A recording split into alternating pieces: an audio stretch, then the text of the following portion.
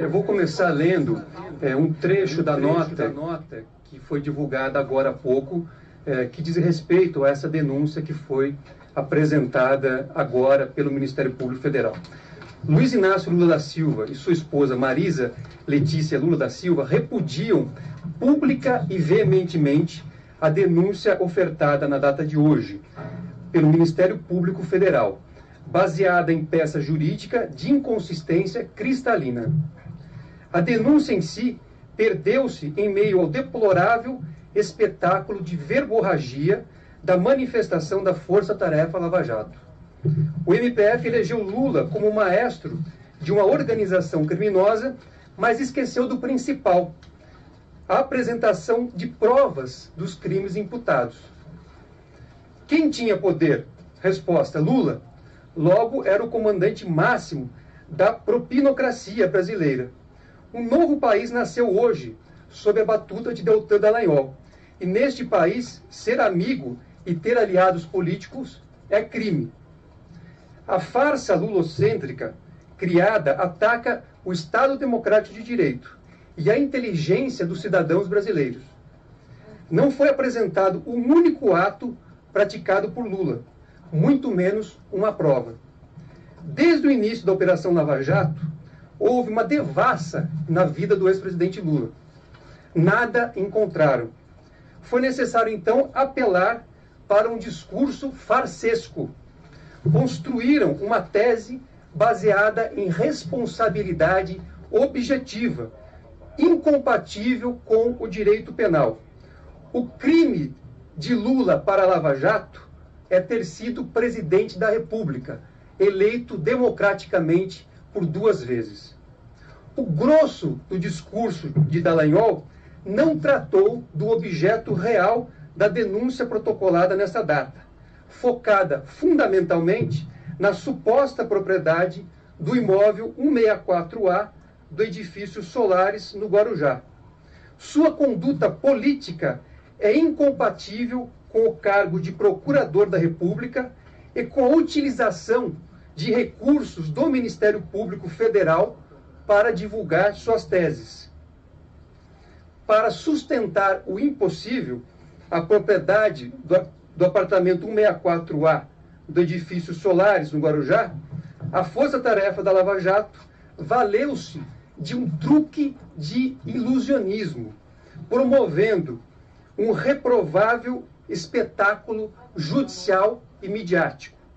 O fator real, inquestionável, é que Lula e Dona Marisa não são proprietários do referido imóvel, que pertence à OAS.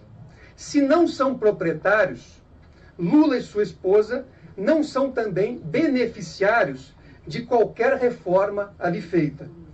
Não há artifício que possa mudar esta realidade. Na qualidade de advogados, afirmamos que nossos clientes não cometeram quaisquer dos crimes que foram imputados na denúncia apresentada nesta data.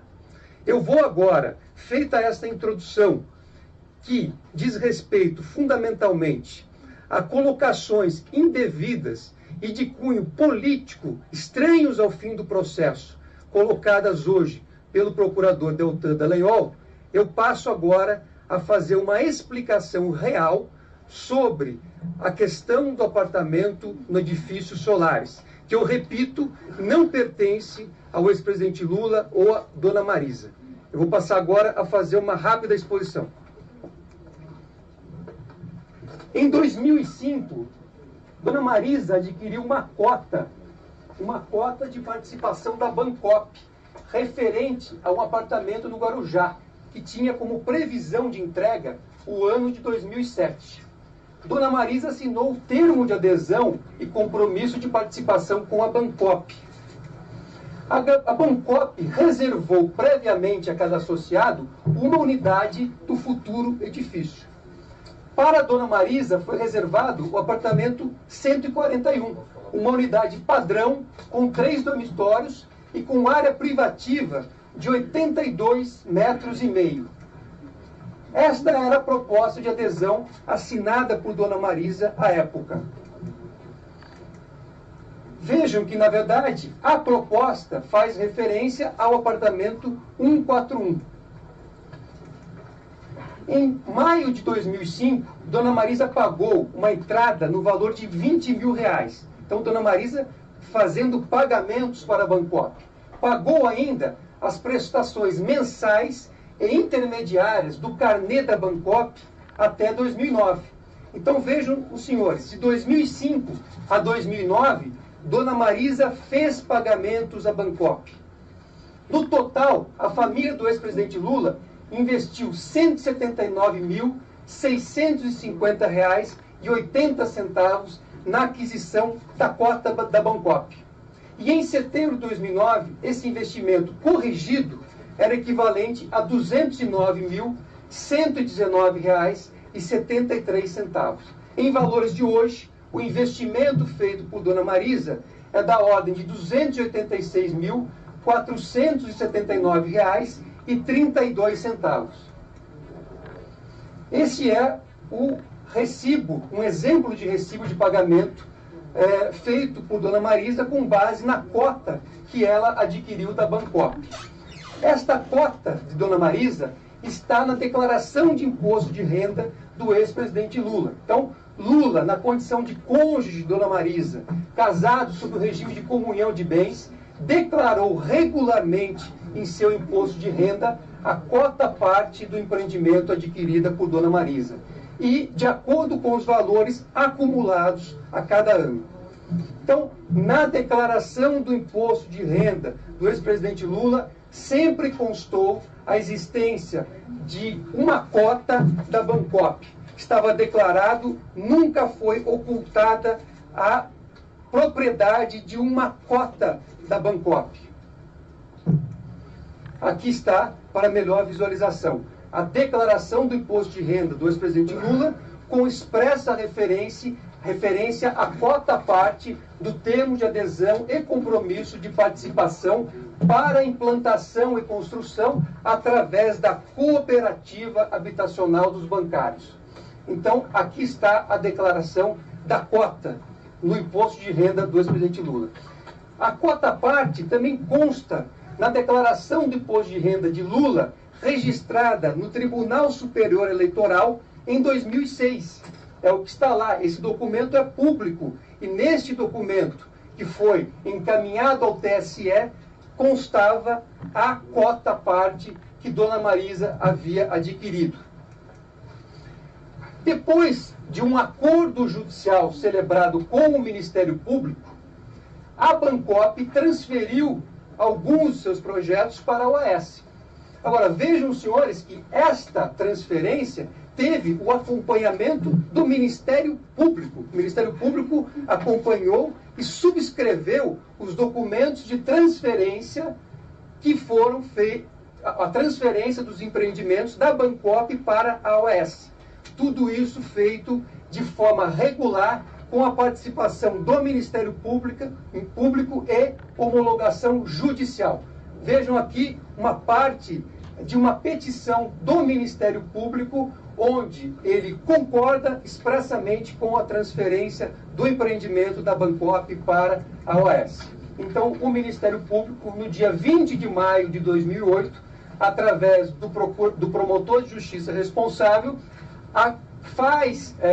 participa dessa transferência, colocando a sua anuência com o ato que estava sendo praticado. E essa transferência foi devidamente homologada pelo Poder Judiciário. Então, todos esses atos de transferência, repito, foram acordados, tiveram a participação do Ministério Público e foram também tiveram a concordância judicial, através de uma homologação judicial. Feita a transferência desse empreendimento, na verdade, a partir disso, em razão do acordo, o edifício que até então se chamava Mar Cantábrico foi transferido para a OAS e aí passa a se chamar Edifício Solares. Havia, na época, a possibilidade daqueles cotistas aderirem ao contrato com a nova incorporadora, a OAS. mas à época a dona Marisa não fez esta adesão e suspendeu os pagamentos que ela vinha fazendo. Então, naquele momento, já se tinha um rol de pagamentos que somam as quantias que eu disse há pouco aos senhores. Com a transferência da OAS, os associados podiam optar entre o resgate do valor investido na cota ou usar aquele valor do investimento como parte do pagamento para comprar uma unidade agora do edifício que estava sendo construído pela OAS. Não tendo havido adesão ao novo contrato, a família do ex-presidente conservou o direito de resgatar o investimento que havia feito no empreendimento. E ficou cancelada automaticamente a reserva da unidade 141, que foi posteriormente vendida pela OAS como dona do empreendimento nessa ocasião. Em 2014,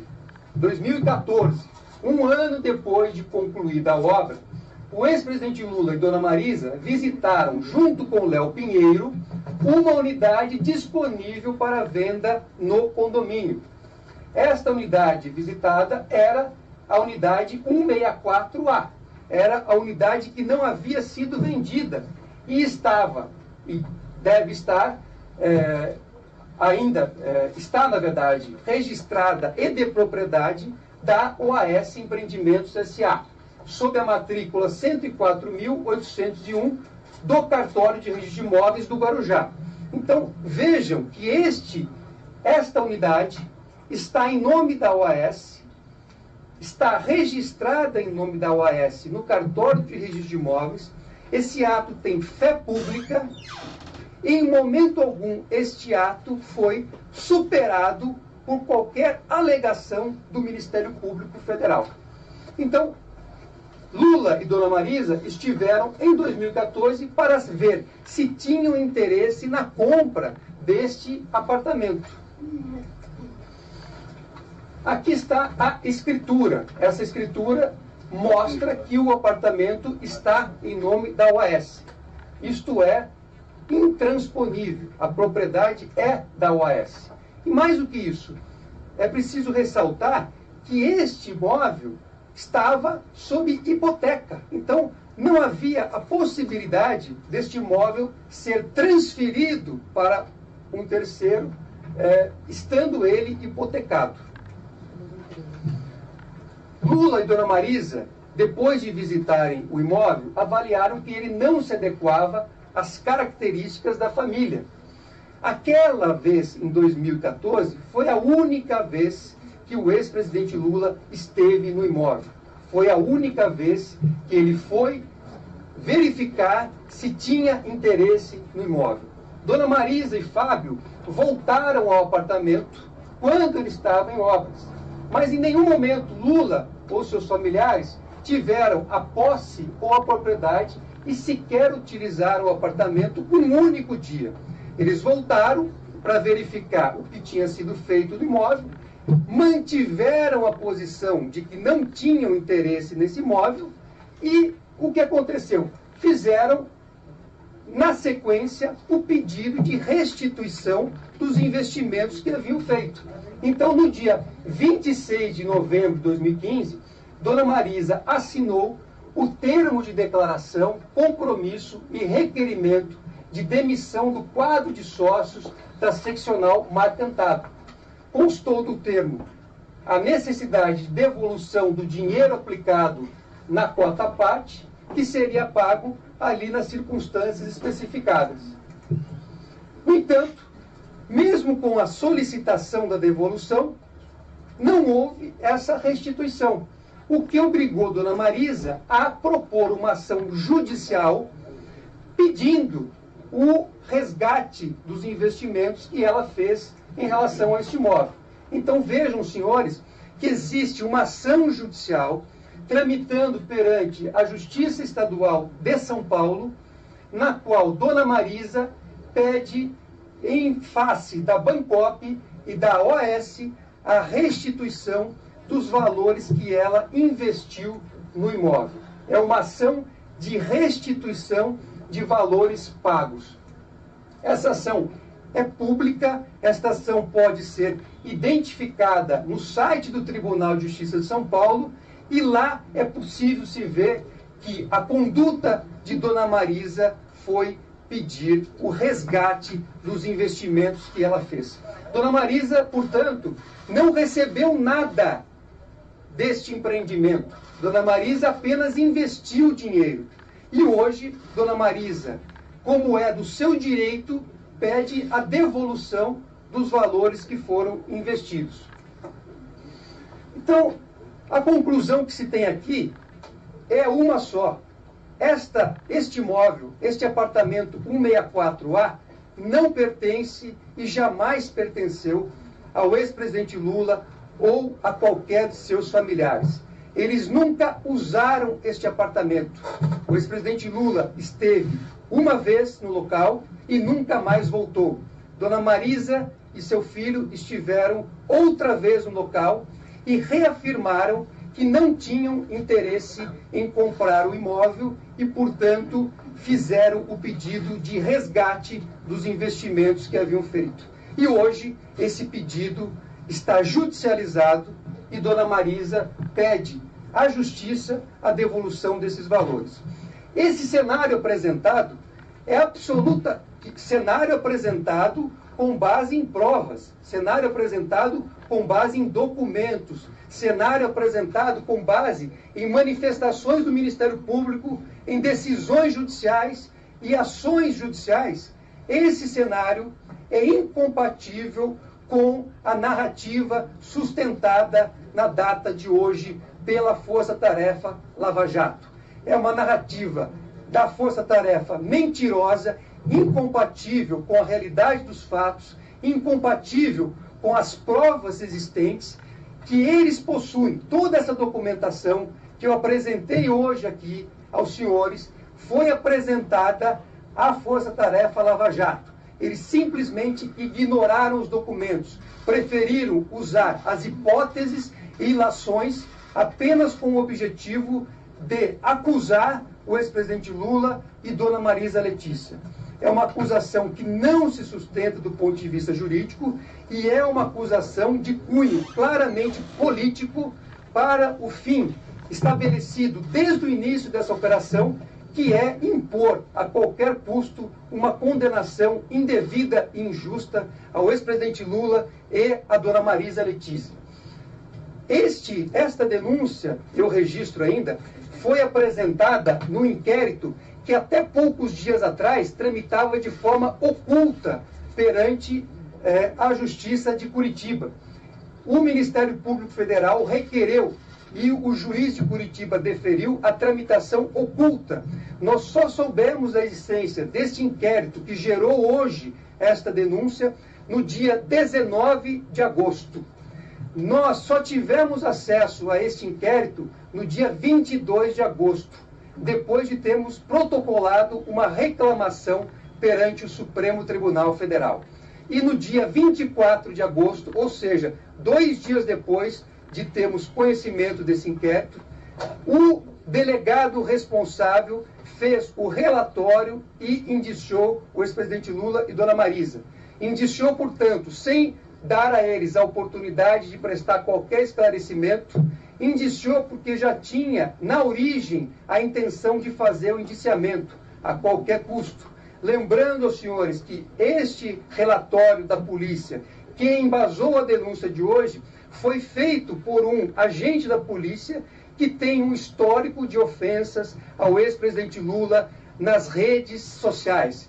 É um histórico que está relatado em reportagens disponíveis na internet. Então, é um relatório. O que serviu de base para o Ministério Público hoje fazer uma denúncia contra o ex-presidente Lula é um relatório de um policial que tem, repito, um histórico de calúnias contra o ex-presidente Lula na internet. Então, vejam, senhores, enquanto eu apresento aqui provas, documentos, lá se apresentam hipóteses e ilações lastreadas num relatório policial feito por uma pessoa que não tinha condições de isenção para fazer uma investigação e que por isso fez uma investigação secreta, uma investigação sigilosa e que não era para se dar conhecimento aos advogados. Eu registro, ainda para finalizar, que as medidas que nós levamos ao Supremo Tribunal Federal até o momento foram 4. Nós ajuizamos 4 reclamações no Supremo Tribunal Federal. E qual é o saldo dessas reclamações? Em 2 delas, nós tivemos liminar deferida. Em uma delas, a liminar já foi confirmada por decisão definitiva. A terceira ainda não foi julgada. Na verdade, foi julgada hoje, perdeu objeto, porque como o juiz Sérgio Moro não havia concedido vista dos autos e violou uma súmula vinculante, para não ter uma decisão desfavorável, ele abriu hoje o acesso a outro procedimento secreto que estava tramitando na Justiça de Curitiba. E a 4ª reclamação foi a única reclamação em que nós tivemos uma decisão negativa e com um recurso já interposto. Então, o nosso histórico perante o Supremo Tribunal Federal é de 2 decisões favoráveis, uma decisão de perda de objeto, porque nós tivemos reconhecido o nosso direito pelo juiz de Curitiba, e apenas uma decisão desfavorável. Então, não é um histórico de quem está atuando para embaraçar qualquer investigação. É um histórico de quem foi postular regularmente os seus direitos, foi exercer o direito de defesa e teve reconhecido, até agora, na maior parte deles, a violação de seus direitos e garantias por um juiz de primeiro grau. Esse é o histórico, e esse histórico nós também já levamos ao Supremo num recurso protocolado na última sexta-feira.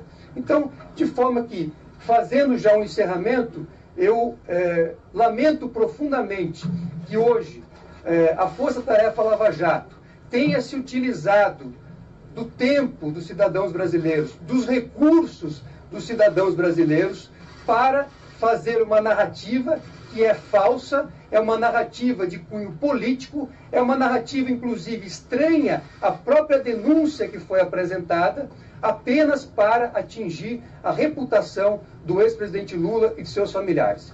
A realidade dos fatos, no que tange a denúncia propriamente dita, é que o apartamento que foi ali mencionado não pertence a Lula, não pertence a Dona Marisa, eles não foram beneficiados por qualquer reforma, por qualquer outra melhoria feita no imóvel, e jamais tiveram conhecimento e muito menos participação em qualquer esquema criminoso. E eu encerro minha fala por aqui, agradecendo a todos pela presença.